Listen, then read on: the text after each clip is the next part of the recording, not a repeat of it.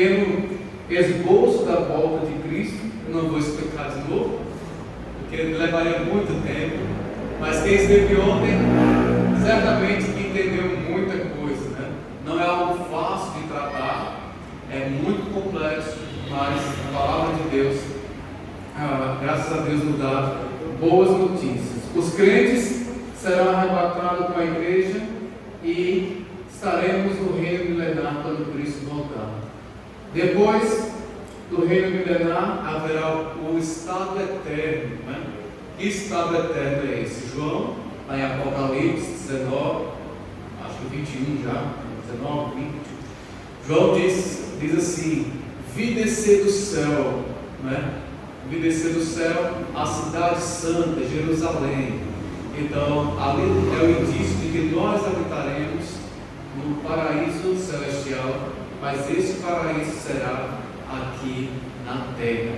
O Senhor vai restaurar esse planeta, vai tirar todo o pecado, vai tirar tudo que o pecado destruiu, uma restauração por completo, e nós vamos habitar aqui junto com o nosso Senhor e Salvador. Então essa é mais ou menos a nossa história, a história do povo de Deus. Deus também, irmãos, faz promessas para aqueles que não aceitarem a Cristo como Senhor e Salvador. A salvação, vida eterna, paraíso restaurado, todas as bênçãos, elas só são destinadas para aqueles que querem Cristo como Senhor e Salvador de suas vidas. Mas para aqueles que se recusarem, aqueles que negarem a Cristo, aqueles que não querem nada com Cristo, eles também têm promessas, mas as promessas são ruins. É promessa de condenação eterna. Então, a palavra de Deus é a nossa rocha, nosso firme alicerce, onde nós aguardamos ansiosamente as promessas do nosso Deus. Eu quero convidá-los para o nosso texto de hoje, Lucas capítulo 18, verso de 1 a 14. E quero convidá-los a ficarem de pé, aqueles que puderem.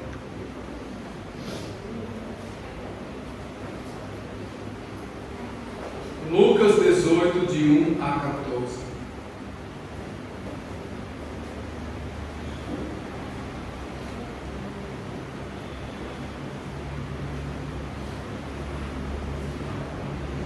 Assim diz a palavra do nosso Deus. Disse-lhe Jesus uma parábola sobre o dever de orar sempre e nunca esmorecer.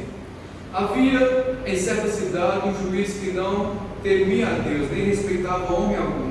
Havia também naquela mesma cidade uma viúva que vinha ter com ele, dizendo: julga a minha causa contra o meu adversário.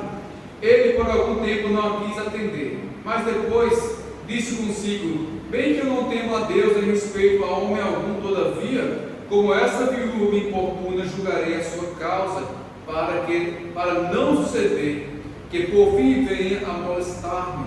Então disse o Senhor: considerai o que diz este juiz iníquo. Não fará Deus justiça aos seus escolhidos que a ele clamam dia e noite, e embora pareça demorado em defendê-los?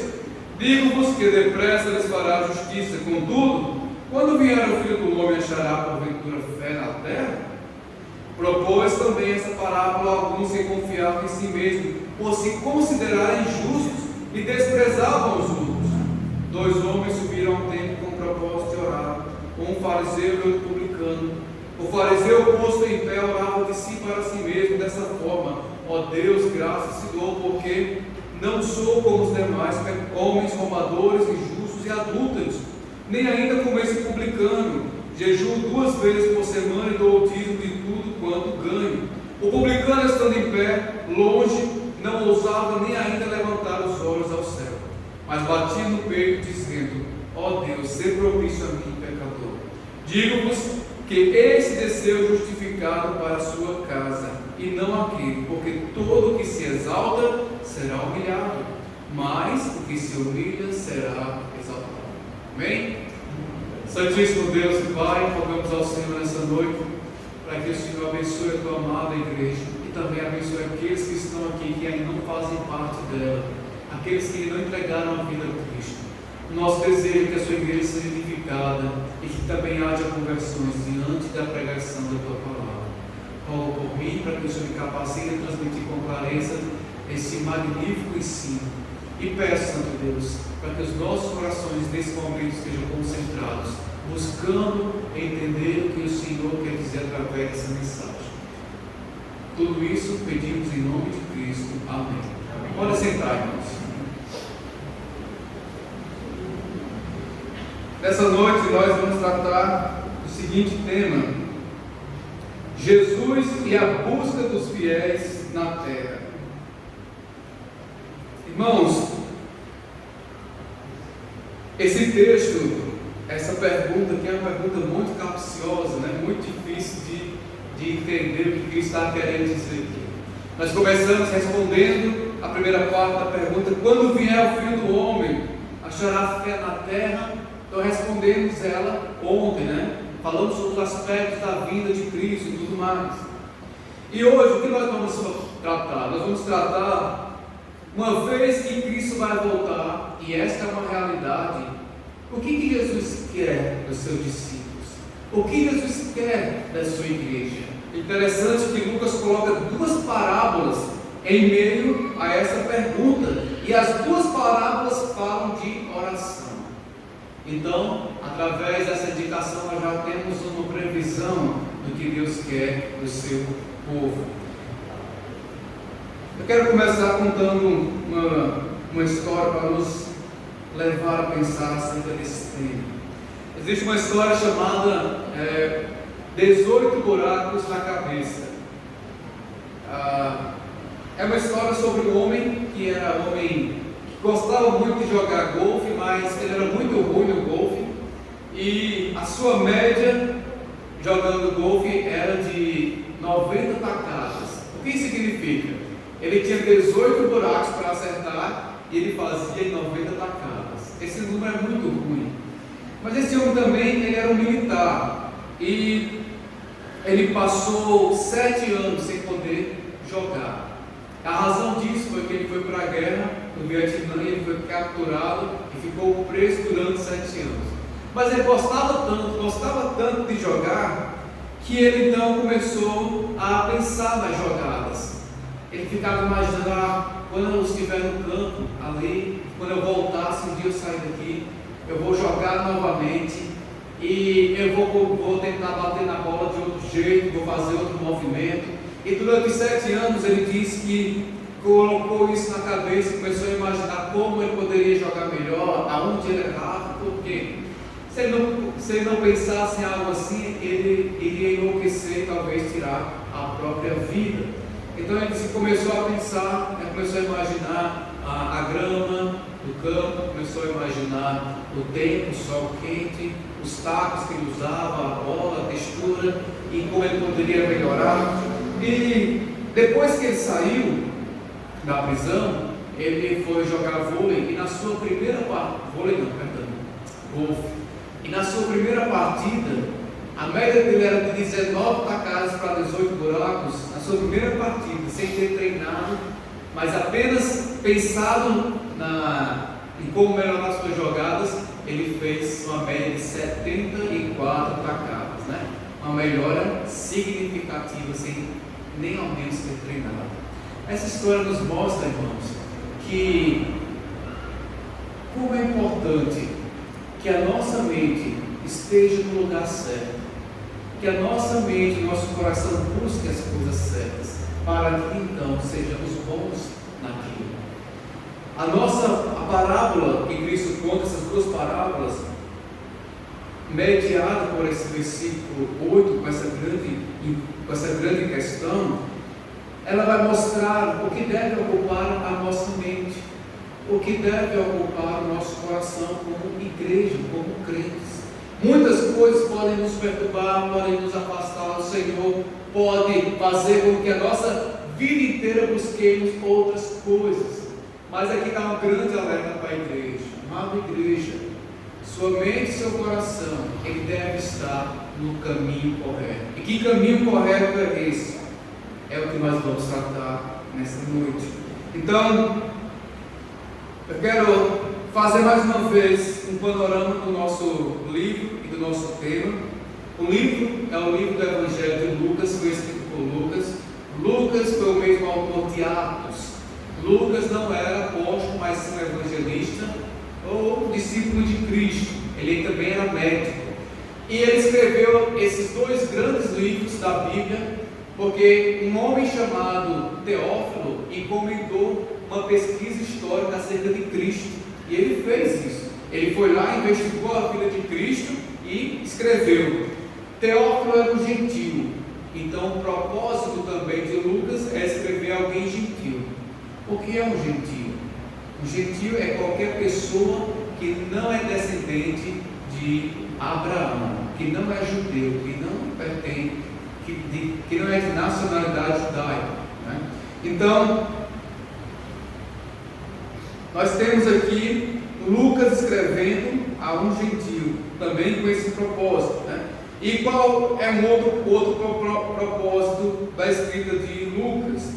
É demonstrar historicamente que a mensagem do reino, lembre que Jesus Cristo veio para esse mundo, ele veio oferecer o reino aos judeus, e quando ele ofereceu o reino aos judeus, os judeus não quiseram, e uma vez que eles rejeitaram Jesus Cristo, que era o rei, e o seu reino, crucificando na cruz, esse reino então foi estendido a todos os gentios, e por causa disso, existe um povo de Deus hoje chamado igreja.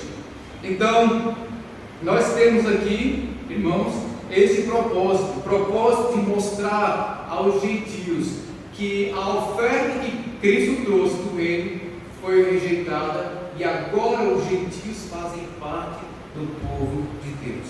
Então, esse é o segundo propósito também, a ideia central do texto, do livro. Agora, o nosso texto aqui, 18, qual é o contexto dele? Ele tem um contexto teológico muito importante. A pergunta-chave, ela liga os três textos, né? Capítulo 8, 18, versículo 8, está ligado com 17, 20 a 37, que nós vimos ontem, e com 18, do 1 ao 7, e 18, do 9 ao 14. Todo esse texto está entrelaçado. Por quê? Como nós vimos ontem, depois que Cristo foi rejeitado, Lucas 9, 51, Cristo começa então a fazer uma série de ensinos à luz da rejeição. Como assim? Cristo estava dizendo aos seus discípulos: olha, uma vez que eu fui rejeitado, as coisas vão acontecer dessa forma. Então, ele tem uma série de ensinos sobre isso, e o nosso texto está dentro dessa série de ensino.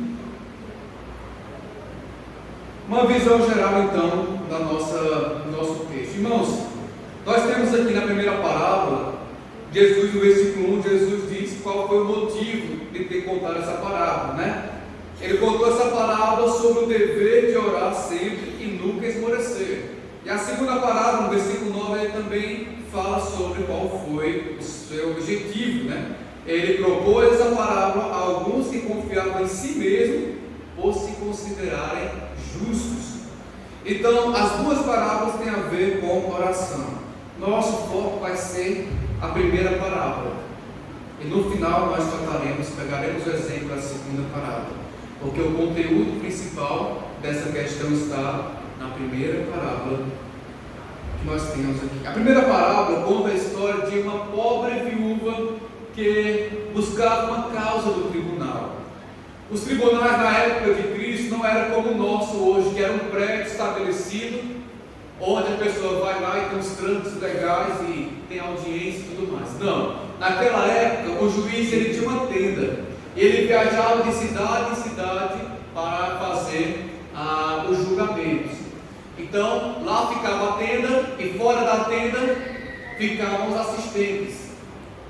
As pessoas que queriam falar com o juiz, elas mostravam o seu caso aos assistentes, os assistentes levavam para o juiz, que ficava dentro da tenda, e ele decidia se julgava ou não e o que deveria ser feito. Então, era assim que acontecia.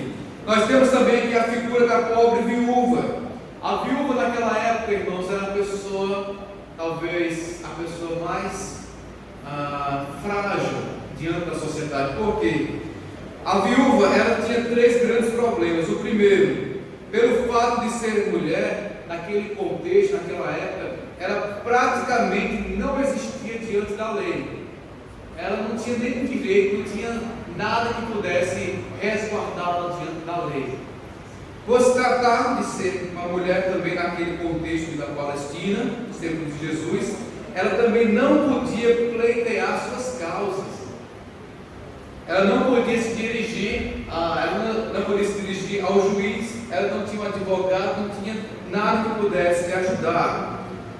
Por fim, essa viúva também era pobre, ela não podia subornar ninguém para ajudar, ela não podia contratar ninguém para levar a sua causa ao juiz, e ela não podia também comprar o juiz. Então, essa pobre viúva estava completamente desamparada. A parábola fala então sobre o dever de orar sempre e nunca esmorecer. Essa palavra esmorecer também é muito importante nessa visão geral da parábola. Ela descreve um cristão que perde o ânimo e fica desalentado a ponto de desejar desistir. Então a vida cristã da maior parte dos crentes é assim, e as motivações para isso são inúmeras, né? Por que nós falhamos tanto em oração? Alguns dizem que não tem tempo para oração, mas isso é uma completa mentira, né? Porque a Bíblia ensina que existe tempo para tudo. Talvez o que não se tenha é prioridade para a oração. Alguns dizem que não oram porque não tem interesse, simplesmente não tem vontade.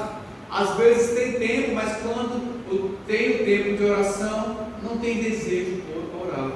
Alguns esmorecem na oração e dizem que isso acontece por falta de resultado. Elas dizem assim: eu oro, mas parece que nada acontece. Faz 20 anos, você lembra da irmã Giseuda, né? A irmã Giseuda, acho que já foi daqui. A irmã Giseuda, ela deu um testemunho que fazia 40 anos que orava pela conversão do marido, e até hoje ele não se converteu. Então, às vezes, as pessoas desmoronam, às vezes elas esmorecem na oração porque não vê o seu pedido sendo atendido.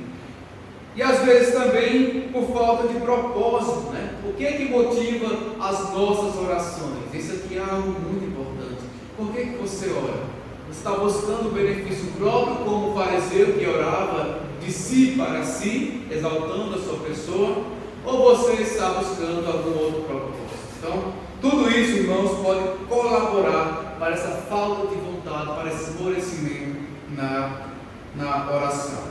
Agora, diante dessa parábola, irmãos, nessa noite responderemos a seguinte questão: o que Jesus quer dos seus discípulos aqui na terra? Primeira observação aqui acerca dessa pergunta. Vamos observar em primeiro lugar, irmãos, o contraste entre a viúva e os filhos de Deus. Diz assim no versículo 1, 2 a 5: havia em certa cidade um juiz que não temia a Deus, nem respeitava homem algum. Havia também naquela mesma cidade uma viúva que vinha ter com ele, dizendo: julga a minha causa contra o meu adversário. Ele por algum tempo não a quis atender, mas depois disse consigo: bem que eu não temo a Deus, nem respeito a homem algum. Todavia, como esta viúva me importuna, julgarei a sua causa, para não suceder que por fim venha a molestar-me. Então, a ideia central desse texto, irmãos, dessa parte, é que nós somos filhos de Deus, que nós não somos como uma pobre viúva desamparada que não tem ninguém para rogar por ela. Nós temos a quem clamar e temos a certeza da resposta. Então Jesus, ele não compara o povo de Deus com aquela viúva. Alguns até ensinam isso, mas Jesus não está comparando, porque se ele compara o povo de Deus com a viúva, ele teria que comparar também o juiz com o Pai, com Deus. Então, uma vez que Jesus não comparou o povo de Deus com a viúva, isso deve servir de incentivo para nós orarmos. Por quê? Porque ele está ensinando o seguinte: se uma pobre viúva conseguiu o que merecia de um juiz iníquo, egoísta, quanto mais os filhos de Deus, que se dirigem a Deus, receberão o que é certo do amoroso Pai Celestial. Então, nós temos aqui um contraste entre aquela viúva e o povo de Deus. Mais à frente nós vamos ter também um contraste entre o Deus Pai e aquele juiz. Mas o que é importante destacar, irmãos, existem muitas coisas importantes aqui na vida dessa viúva e do povo de Deus. Em primeiro lugar, aquela mulher era estrangeira, né? Enquanto nós somos filhos de Deus. Aquela mulher estava em terra alheia, ela não tinha quem fosse a favor dela, mas nós não. Como filhos de Deus, irmãos, nós temos um Pai, que por mais que você esmoreça na sua vida de oração, Ele continua cuidando de nós. Nada está fora do seu controle, nada está fora da sua vontade. Todas as coisas colaboram para o bem daqueles que amam a Deus. É o que Paulo ensina em Romanos 8, 28. Então, o nosso Deus e Pai está cuidando de todas as coisas. E até as coisas ruins que vêm sobre o povo de Deus, ainda assim, faz parte da vontade do plano de Deus. Então, não estamos desamparados, não somos órfãos, não estamos abandonados. Aí é o relento. Nós temos um Pai, é o nosso Deus. Um segundo contraste aqui entre essa mulher e o povo de Deus é que a mulher não tinha acesso ao juiz, né? Elas ficavam de fora da tenda gritando: julga a minha causa, e aguardando um dia ser ouvido. Mas não é assim com os filhos de Deus. Os filhos de Deus, eles têm livre acesso à sua presença. Os filhos de Deus podem se aproximar a qualquer momento para obter a ajuda que necessitam, né? E isso acontece porque o Senhor Jesus Cristo, quando morreu naquela cruz, a história diz que o véu do templo se abriu de cima a baixo. Aquilo representa o livre acesso do povo de Deus, que é a igreja, a Deus. Não precisamos de homens intervindo por nós, como em algumas religiões colocam, né? Qualquer crente, ele pode se ajoelhar se ele quiser, ele pode mesmo sentado, de qualquer forma, ele pode fechar o seu olho, orar a Deus livremente. Não precisa marcar audiência, não precisa apelar para ninguém. Ele tem livre acesso. Terceiro contraste aqui, aquela mulher, irmãos, ela não tinha amigo algum no tribunal para ajudar a colocar sua causa diante do juiz. Ela não tinha ninguém que pudesse fazer nada por ela. É assim que é o crente? Não, né? É interessante observar isso. Porque lá em 1 João 2,1 temos um termo referente a Cristo que é bem interessante. 1 João 2,1 diz que Cristo é o nosso advogado. É Ele quem está ao lado do tribunal, ali em pé do lado do trono do Deus Pai, intervindo em nosso favor, né? É Ele que está nos ajudando diante do grande tribunal. Os crentes têm alguém por ele. Nós, além de termos um Pai que nos escuta, né, o justo juiz, ainda nós temos um advogado. Por que precisamos de um advogado?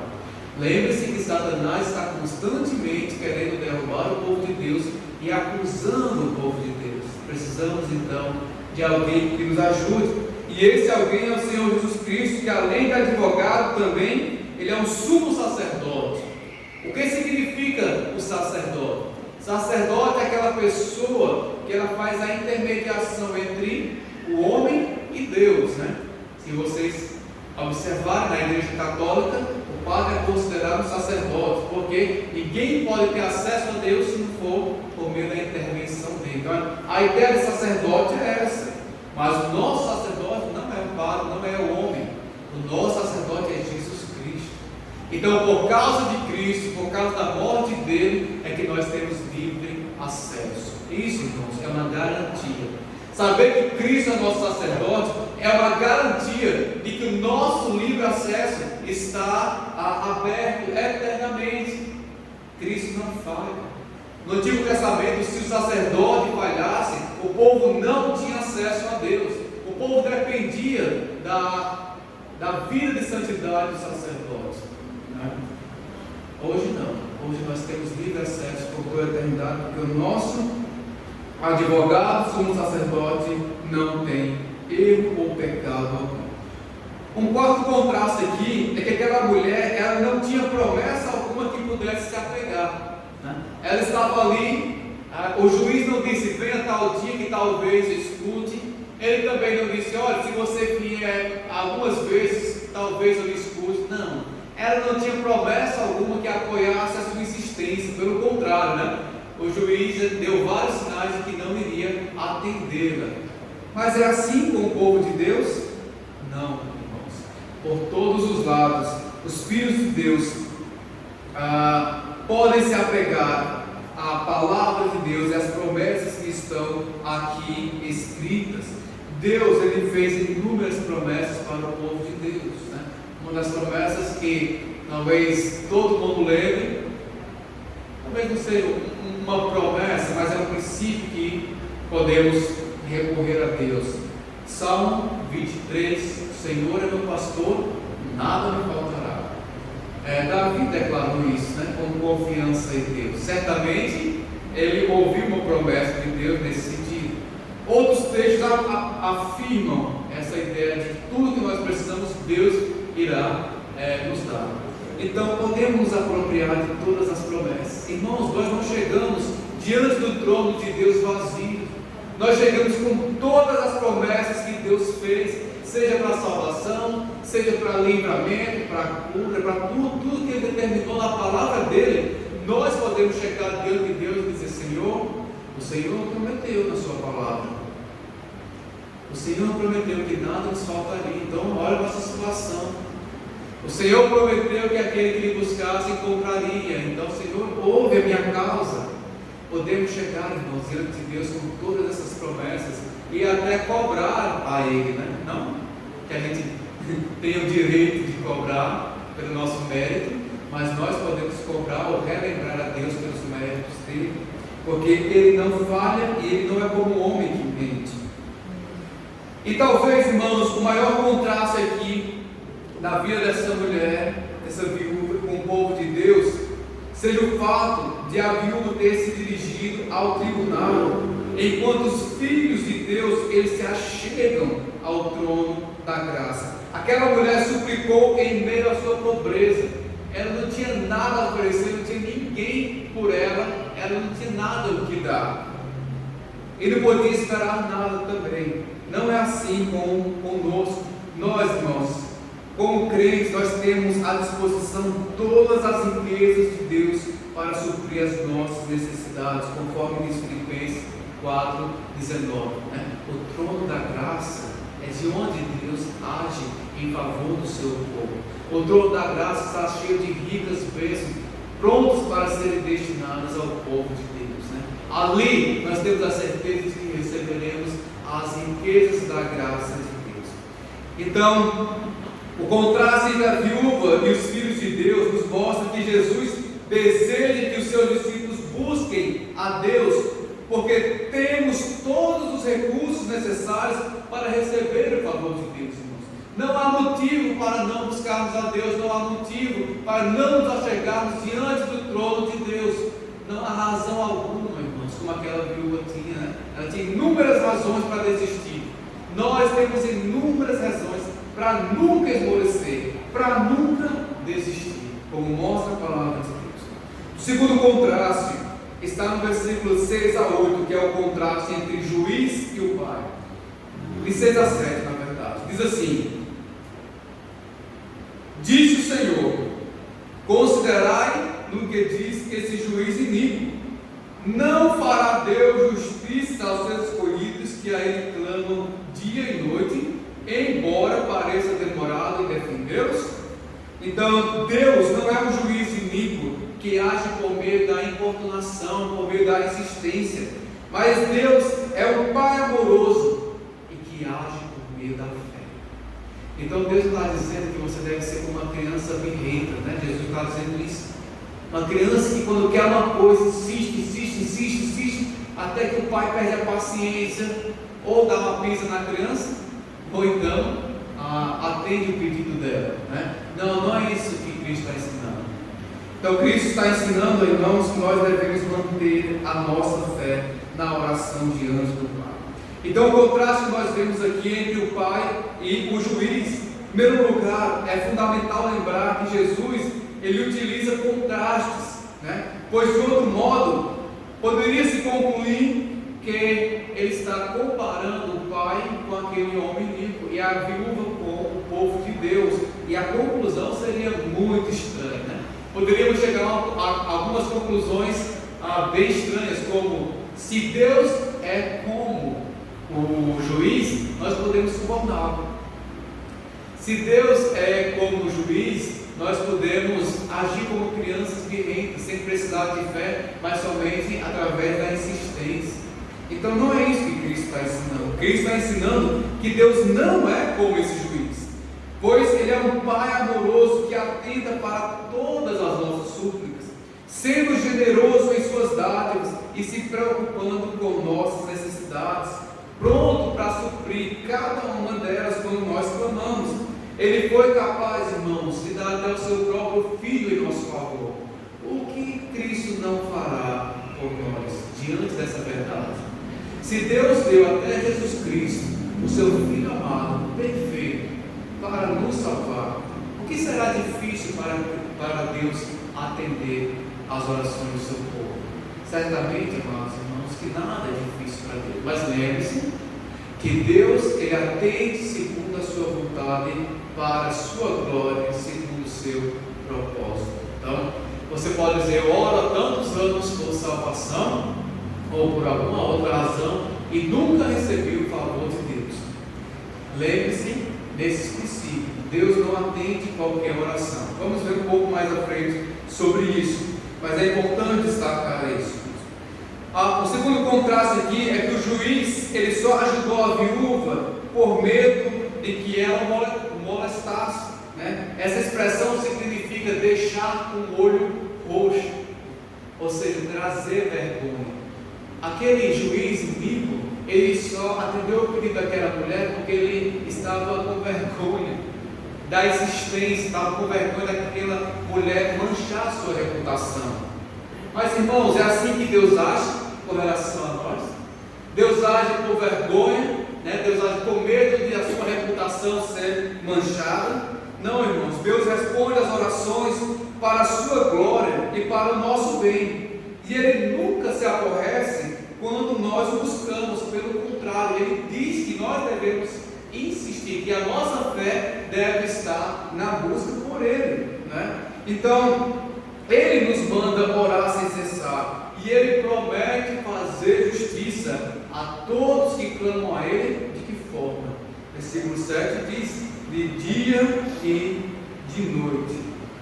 Então, o nosso Deus, irmãos, não se parece nada com esse juiz iníquo.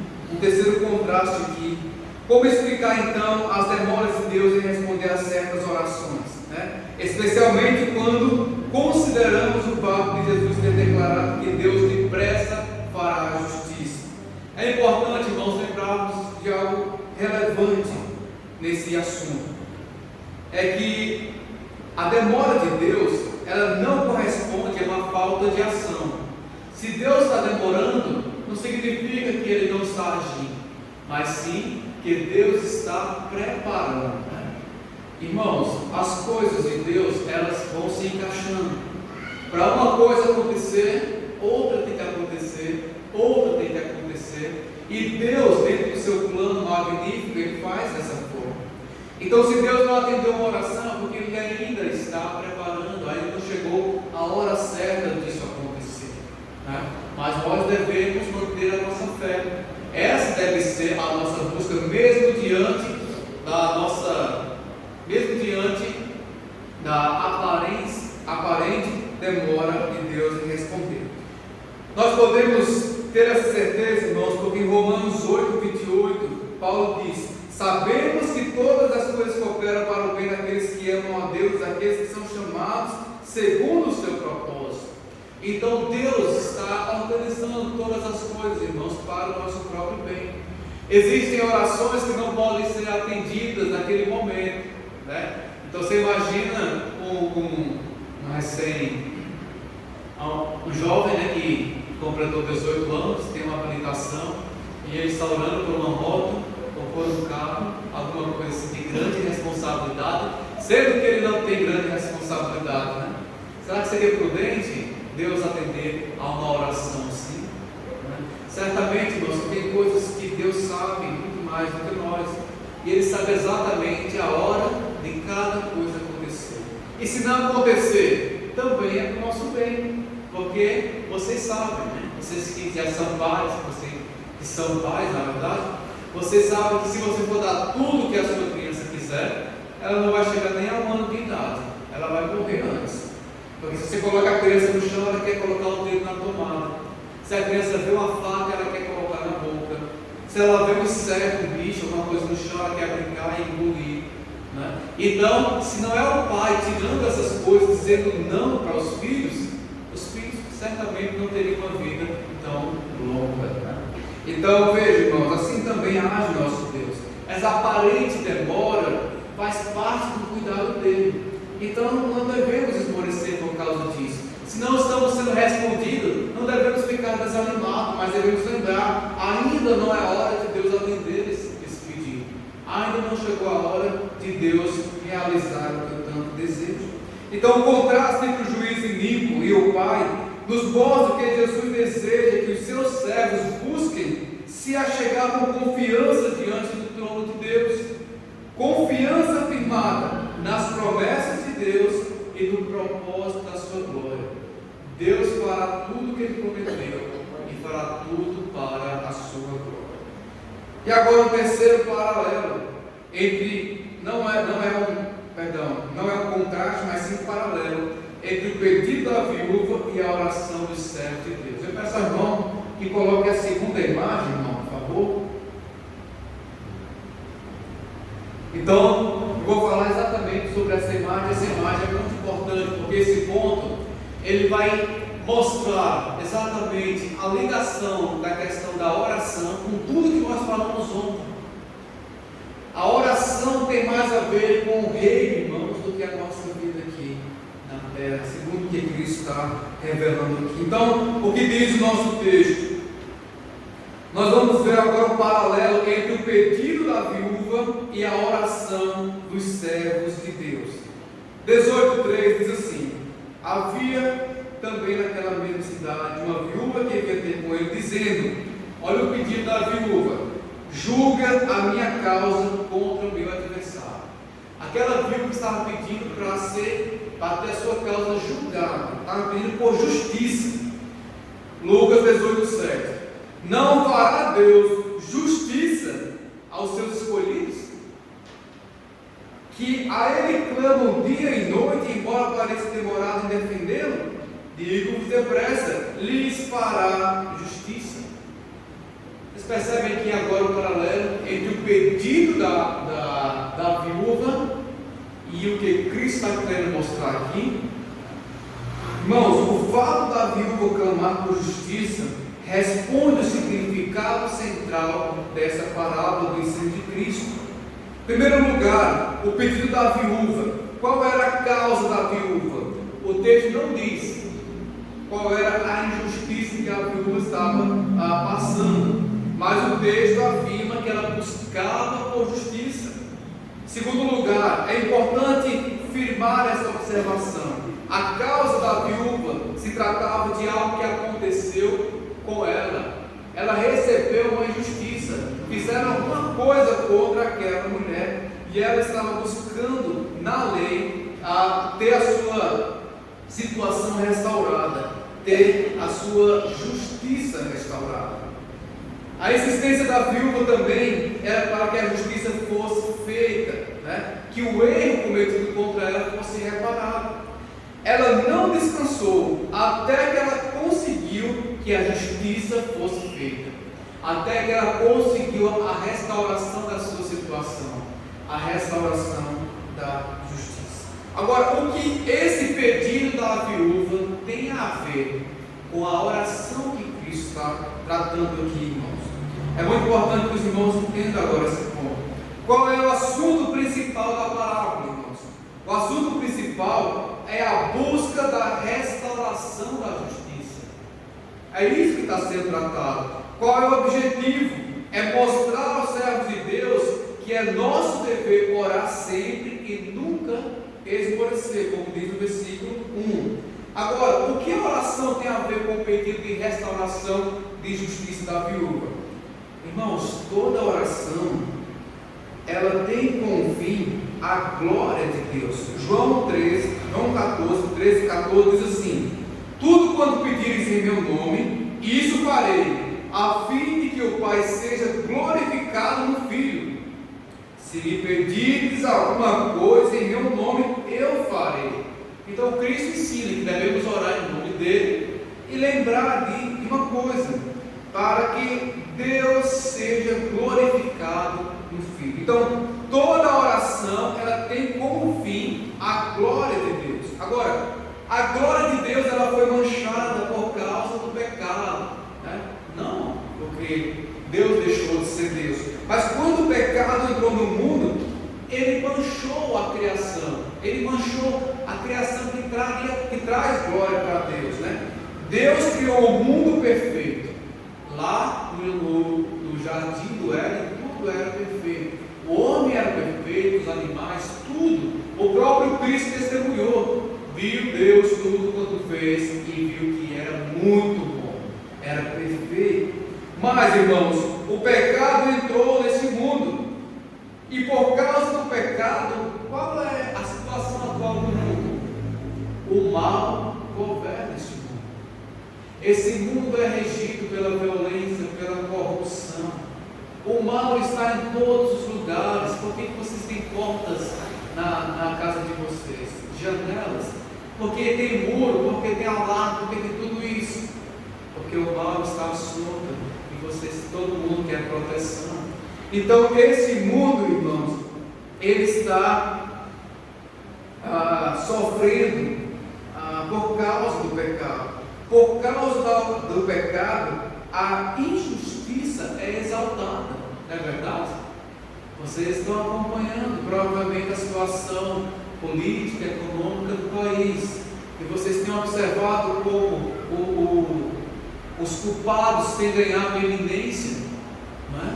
Se alguém tem cometido um delito para se defender, por exemplo, acaba pagando muito mais caro do que aquele que saiu para assaltar e matar. Então veja, irmãos, que as coisas estão invertidas. O mal está sendo exaltado, está sendo elevado. Isso parece correto? Isso parece justo? O pecado, irmãos, ele roubou quase tudo que Deus nos deu em sua criação. Deus nos deu inúmeras vezes, mas por causa do pecado nós perdemos quase todas. O que eu quero dizer com isso, irmãos, é que aqui está o paralelo com o pedido de justiça da viúva. Assim como a viúva pediu por restauração da justiça, as nossas orações devem ser por restauração da justiça também. Mas o que significa esse nosso pedido de restauração da justiça? Nós temos que pedir para que este mundo seja restaurado. É o que essa parábola está ensinando. As nossas orações, sem cessar, devem ter como pedido que Cristo volte logo, que Cristo plante o seu reino milenar, né? Que a justiça realmente funcione, mas só vai funcionar quando Cristo voltar. Quando Cristo voltar, Ele vai dar início à restauração de todas as coisas. O pedido da viúva era por justiça da sua causa. Nosso pedido é por justiça para esse mundo. Deus criou esse mundo perfeito e o mal acabou com esse mundo. Nós queremos Ele de volta, assim como Cristo fez, e esse deve ser o nosso pedido. É isso que Cristo está ensinando. Em que consiste essa restauração? Irmãos, por favor, coloque a próxima imagem. Amados irmãos, nós temos aqui a história da humanidade. A história da humanidade, segundo a Bíblia, ela está dividida em 4 partes. A primeira foi a criação. Deus criou todas as coisas. Aqui está revelando a glória de Deus. Depois da criação, Gênesis 3, nós temos a queda. Adão e Eva, enganados pela serpente, comeram do fruto proibido, foram expulsos e o pecado entrou neste mundo, e a partir da entrada do pecado, tudo mudou para pior. Nós temos a terceira fase da história da humanidade, que é a redenção. Cristo veio, trouxe salvação, e a salvação está estendida para redimir todo o povo de Deus. Então nós estamos vivendo nesta época. E a próxima Evangelho e da história da humanidade é a restauração, né? Como diz em Apocalipse 21, onde João contempla um novo céu e uma nova terra, eis que faço tudo novo, e esta é a restauração que acontecerá após a vinda de Cristo. Então Apocalipse 21 nos mostra que Cristo vai restaurar todas as coisas. Então, irmãos, o paralelo entre o pedido da viúva e a oração do publicano nos mostra que Jesus deseja que os seus discípulos busquem incessantemente, sem nunca falhar, sem nunca esmorecer, a restauração da justiça nesse mundo, que é a vinda de Cristo e a chegada do seu reino. A insistência da viúva moveu o coração de um homem mau, de um homem terrível, de um homem corrupto que não temia e nem respeitava a Deus, e que negou várias vezes o pedido da viúva, né? Mas por fim ela foi atendida. O nosso Deus, irmãos, não é um homem corrupto. Ele é o nosso Pai, Ele é o Deus Todo-Poderoso e Ele é o Deus verdadeiro. Nenhuma de suas promessas cairão e nunca, jamais cairá. Ele prometeu que faria justiça aos seus escolhidos que clamam a Ele dia e noite, e é isso que Ele irá fazer. Conclusão. Duas lições, irmãos, para concluirmos o nosso texto. Primeira lição, baseada no versículo 8 do nosso texto de Lucas 18. Digo-vos que depressa lhes fará justiça, contudo, quando vier o Filho do Homem, ele achará fé na terra? Irmãos, vocês sabem orar de forma correta? A oração que Deus não atende é a oração para a nossa glória e não para a glória de Cristo. A oração que Deus não atende é a oração para desfrutarmos das concupiscências, é a oração para sermos atendidos em nosso egoísmo, para sermos atendidos como o rei do nosso próprio mundinho. Vocês já observaram os pedidos de oração na quarta-feira? Quantos pedidos são por coisas pessoais? Não é verdade? Quando olhamos para a oração, a gente costuma olhar somente para as nossas necessidades, para as nossas causas, para o nosso sofrimento, né? E isso sempre me incomodava, né, nas quartas-feiras, porque a gente ora tanto por coisas tão pessoais, né? Esquece que existe algo tão grandioso, a volta de Cristo, existe algo tão grandioso, a vida dos nossos irmãos, o crescimento da igreja, e parece que tudo isso se apaga, porque nós desejamos tanto ser abençoados que às vezes esquecemos dessas questões tão importantes. Então existe, irmãos, uma forma correta de orar, que aí entra a nossa parábola do fariseu e do publicano. Veja o exemplo que Jesus destacou aqui em Lucas 22, 42. A oração de Jesus é em 22, 42. Jesus mostra o seguinte: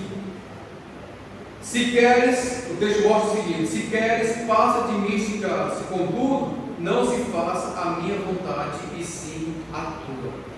A oração que Deus não escuta é a oração egoísta. Mas veja o exemplo de Cristo. Quando Cristo orou, ali próximo a entregar a sua vida na cruz, ele disse: Senhor, passa de mim esse cálice. É um peso muito grande. Meu desejo é esse, mas não faça a minha vontade, faça a sua vontade. Esta é a oração que Deus quer ouvir do seu povo.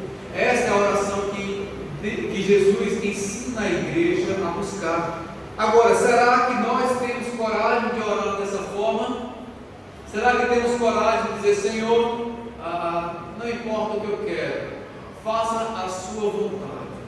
Não importa se eu estou passando uma grande dificuldade, Senhor, eu confio na sua vontade, faça o que o Senhor achar que é o melhor. É muita coragem agir dessa forma, irmãos, mas é assim que Deus quer. Deus não escuta a oração em benefício próprio. Veja como o publicano orou. O texto diz que o publicano orava de si para si. Ele não estava buscando a justiça de Deus, mas sim o reconhecimento dos seus méritos, comigo para orar, e um fariseu e outro publicano. O fariseu dizia: ó Deus, graças te dou, porque não sou como os demais homens, pelo contrário, eu jejuo 2 vezes por semana, eu dou o dízimo, eu faço isso, eu faço aquilo. O publicano não estava trazendo glória para Deus em sua oração. O que ele estava fazendo? Ele estava dizendo: olha como eu sou bom, né? E qual foi o resultado da oração do publicano? Deus desprezou a oração do publicano. Agora, em contraste, qual foi a oração? Perdão, irmãos. Deus desprezou a oração do fariseu. Agora, em contraste, qual foi a oração do publicano?